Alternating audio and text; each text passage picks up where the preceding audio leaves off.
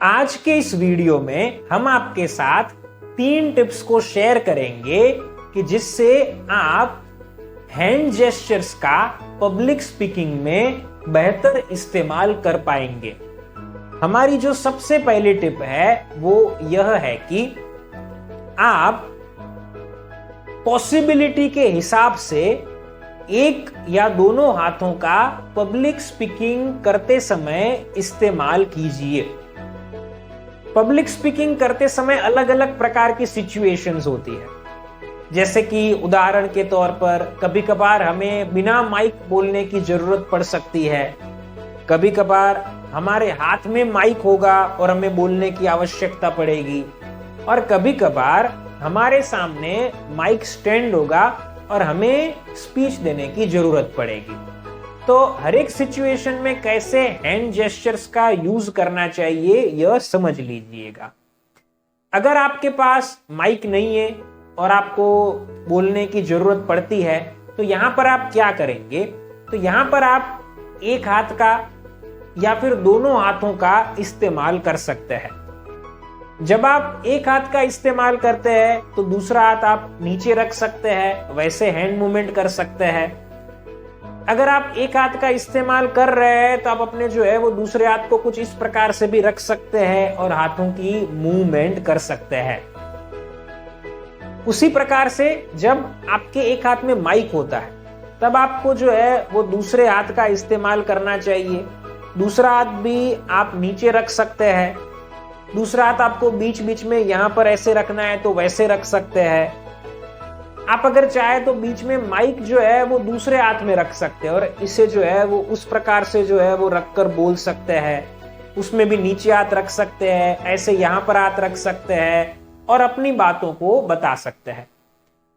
जब आपके सामने माइक स्टैंड होता है तब वापस जो है वो वही सिचुएशन आपके सामने आ जाती है कि जिसमें आपको माइक को पकड़ने की जरूरत नहीं, आपके दोनों हाथ फ्री है, तो वहां पर आप जो एक हाथ का या दोनों हाथों का इस्तेमाल कर सकते हैं और अपनी बातों को रख सकते हैं। तो इस प्रकार से हमने आपको पहले पॉइंट के अंदर यह बताया कि आपको कौन से हाथ का यूज करना चाहिए, कितना यूज करना चाहिए। तो ऑलमोस्ट पूरी स्पीच में आपको हैंड जेस्चर्स का उपयोग करना है और अपने हाथों को उस प्रकार से रखने हैं। अब आगे बढ़ते हैं और हैंड जेस्चर्स का इस्तेमाल करने के लिए जो दूसरी बात हमें ध्यान में रखनी चाहिए वो यह है कि हम हमारी बाहों में एनर्जी रखेंगे और हमारे दोनों हाथ की फिंगर्स को फर्म रखेंगे।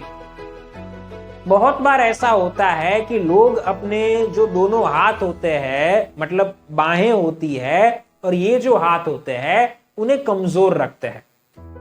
उदाहरण के तौर पर आज हम यह जानेंगे कि पब्लिक स्पीकिंग हमें कैसे करना चाहिए। तो पब्लिक स्पीकिंग करने के लिए कुछ जो है वो बातें मैं आपसे शेयर करना चाहता हूं। आप इन बातों को फॉलो भी कीजिएगा। तो यहाँ पर आप देख पा रहे होंगे कि जो हैंड जेस्चर्स यूज हो रहे हैं वो बहुत ही वीक लग रहे हैं। तो यहाँ हमें ध्यान में कुछ बातों को रखनी पड़ेगी। हमें क्या ध्यान में रखना पड़ेगा, तो हमारी बाहें जो होती है वो हमेशा एनर्जेटिक होनी चाहिए, उसमें ताकत है वैसा लोगों को लगना चाहिए। जब हम हाथों का यूज कर रहे हैं तब हमें जो है वो हमारी फिंगर्स को फर्म रखनी चाहिए, मजबूत रखनी चाहिए, थोड़ी उसमें स्ट्रेंथ दिखे वैसे जो है वो रखनी चाहिए, कुछ इस प्रकार से। अब यहाँ पर एक और बात आती है कि जब आप हैंड मूवमेंट करने के, हैंड जेस्चर्स का प्रयोग करने के आदती हो जाते हैं, उसके बाद एडवांस स्टेज आता है कि जिस समय आपको अपने जो दोनों हाथ होते हैं उनमें जो फिंगर्स होती है उनके बीच में गैप रखना हो तो भी आप रख सकते हैं, लेकिन गैप रखते समय आपको अपनी फिंगर्स को थोड़ी सी बेंड करके रखनी है, वैसे जो है वो आपको बोलना चाहिए। तो आप जो है वो हमें पूरी वीडियो में देख रहे हैं तो आप बहुत सारी चीजों को ऑब्जर्व कर पा रहे होंगे कि हम कैसे जो है वो हैंड जेस्चर्स का प्रयोग कर रहे हैं, तो वैसे ही जो है वो आपको करना है। तो ये जो है वो हमारी दूसरी बात आप लोगों के लिए है कि हैंड जेस्चर्स में एनर्जी का, फर्मनेस का कितना महत्व होता है।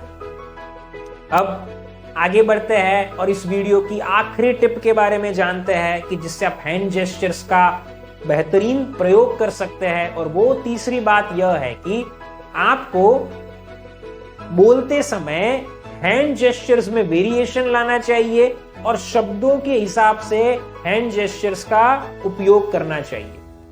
देखिए, बहुत सारे लोग वैसे होते हैं कि जो एक ही प्रकार की हैंड मूवमेंट करते हैं पूरे बोलने के अंदर। तो ये जो एक ही प्रकार की हैंड मूवमेंट होती है वो थोड़ी फिर लिसनर्स को बोर जो है वो बना देती है। लिसनर्स जो होते हैं वो बोरिंग महसूस करते हैं।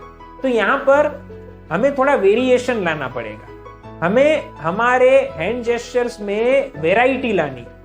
वैरायटी क्यों लानी है? क्योंकि लोग जो है वो हमें इंटरेस्ट के साथ लंबे समय तक सुने, इसलिए। अब ये वैरायटी ला कैसे सकते हैं? तो हमें शब्दों के हिसाब से हैंड जेस्चर्स का यूज करने की कोशिश करनी है।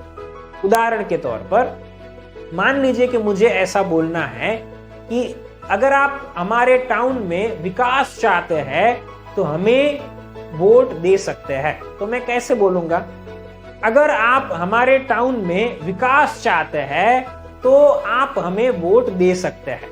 तो यहां पर हमने वेरिएशन लाया हैंड मूवमेंट में और कुछ शब्दों को ध्यान में रखते हुए हमने हैंड जेस्चर्स का यूज किया। जैसे कि अगर आप हमारे टाउन में विकास चाहते हैं, हमने विकास के लिए ऐसे हैंड जेस्चर्स का प्रयोग किया, तो आप हमें वोट दे सकते हैं। देने के लिए हमने जो ऐसे प्रयोग किए। तो इस प्रकार से आपको हैंड जेस्चर्स में वेरिएशन लाना चाहिए और शब्दों के हिसाब से हैंड जेस्चर्स को यूज करने चाहिए। तो यह हमारी तीसरी टिप आप लोगों के लिए थी। तो दोस्तों, इस प्रकार से हमने आपके साथ 3 बातों को शेयर की कि जिनकी मदद से आप पब्लिक स्पीकिंग में हैंड जेस्चर्स का प्रयोग कर सकते हैं।